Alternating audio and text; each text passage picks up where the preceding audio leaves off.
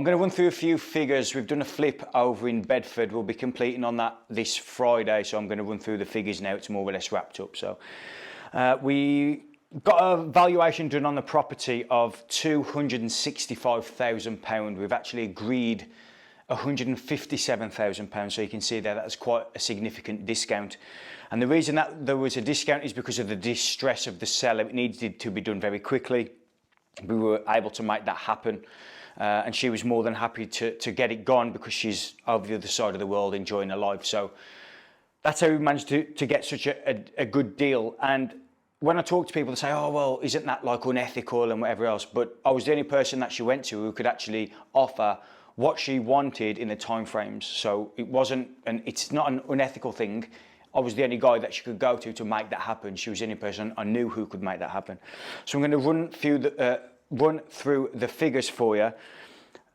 No money down, no money of our personal money down, but we have used investor money and we have used bridging loans as well. So £265,000 valuation. We paid £157,000 for it. And when we went to the bridging lender originally, the bridging lender said, we will lend you 70% of this figure here. Now, we knew that it was worth a lot more than that figure. So I said, would it be possible for you to lend 70% of this figure here? And they said, well, let's look at it. We'll get a valuation done and we'll make that decision there and then, right? So they sent the valuer out. The valuer said, yep, 100% it's worth that. It may even be worth more, but yes, definitely worth the 265. So what we'll do is we will lend you an X percentage of this figure rather than this figure, right? Now, some lenders do this, many lenders don't. So you have to go to specific lenders to make this happen, but they are out there. Certainly they are out there. And what they agreed to do was 53% loan to value at 265,000, which worked out at £141,300. That's a gross loan. So they were happy to lend 141,300. Now with this bridging lender, they take the interest off, so it's retained. So their net release figure is £131,552. Now that's the net loan. So that is what we walk away with on day one. Now keep in mind we need to pay stamp duty and legal fees on top of this, but you can put those figures in yourself, right? So that's what they're releasing on day one. We have to make this figure and this figure, we have to make up the difference ourselves, which is around £25,500. So what we have done is we've gone to an investor for the £25,500. They've put it in, and what we're going to do is we're just going to flip this on the open market. Let's say that we sell it over here for $240 for a quick sale. We'll then flip it out. This is a 6-month term, by the way. 6-month term. So if we sell it for $240, we're going to maybe put it in auction, maybe one of the online auctions for the first-time buyers. If we sell it for the $240, we bought it at $157 plus your fees, plus your interest, we should walk away with £75,000 to £80,000 on this one.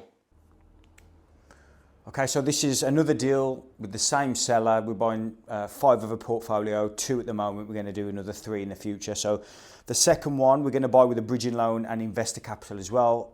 More evidence of being able to acquire property, flip property without the need for excesses of your own capital, right? It is useful, but not necessary.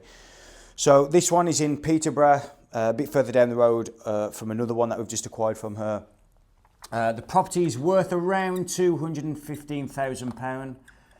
We've agreed 133,500 needing to complete within 28 days, which is doable.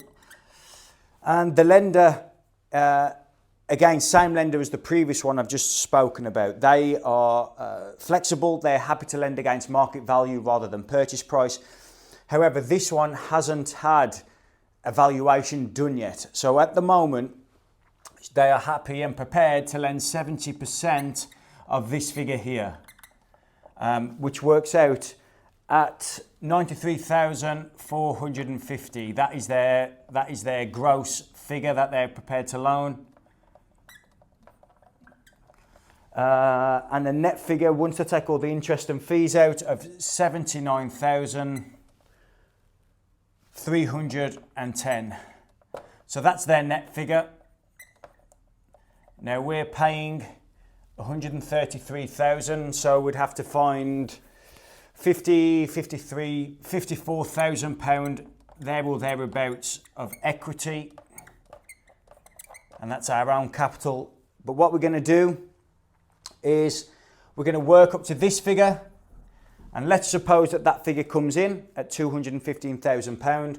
We will then borrow, let's say, 60% of 215,000 pound, which is 129,000 pound, and we have to pay 133,500, meaning we'll have to raise another 4,500 plus stamp duty plus fees. So let's call that, I don't know, let's say 10k. So we need to raise 10k to buy that property. I'm fairly confident, because it's the same lender, that that's all we're going to have to do. However, if we do need to find this £54,000, we will probably go to the same investor who lent us the money for the last one that I just spoke about, because he's prepared to come in for an equity split. So he gives us X amount of money for a portion of the profit share. We will then flip this property at market value or slightly less. Let's say, I don't know, let's say 205 for a quick sale. We bought it for 133,500. Once you've paid your stamp duty and fees and everything else, you're probably in for around £65,000 profit. And the last one was there or thereabouts, 75 to 80 grand profit. So we're going to be looking there at 140k plus. No money in the deal from our perspective, but we're creating value for investors. We're putting property back onto the open retail market for first-time buyers, and we're helping a seller out. Yes, there's always going to be people saying you're taking advantage. There's that in any walk of life when people are doing deals. But the reality is we were the only people who could provide what the seller was looking for. We're putting houses, turning them around and putting them back onto the open market for first-time buyers to get into, for whoever wants to buy them, and we're flexible. We're willing to take offers below the market value. I'm always quite conscious of making this industry seem quite easy and stuff. It ain't easy. It's took me a number of years to be able to build the relationships and have the confidence in myself to be able to put the deals together that quickly and raise the money that quickly. So I'm always like, when I put these type of videos out, I need to reiterate to people who are, you know, less along the journey than I am, that it's not as easy as sometimes even the videos that I put out, and I try my best not to come across like that. Like the investors I work with, that's took me years to nurture those relationships. It hasn't happened on my first deal. So like, I could never have done the 2 deals I talked about earlier. I could never have done that probably even 5-6 years ago. So even though it sounds easy, it really isn't easy, and you need to put in the repetitions. You need to go through the shit in order to be able to come out the other side with the gold.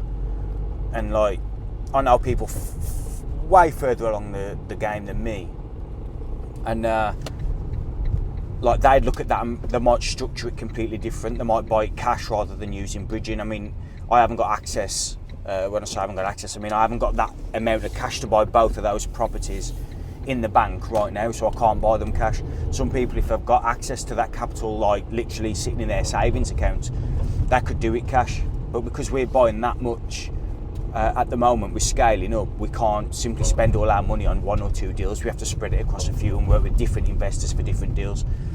So please, I wanted to add this at the end to say like that these deals aren't easy to come by. They're not easy to fund all the time, even though maybe it sounds like that when you watch it on YouTube videos, because a lot of these type of people, they the ones who make everything sound really easy, they're just trying to sell you a course at the back end or a mentorship or something, and it's like it's a vast majority of it's a load of BS.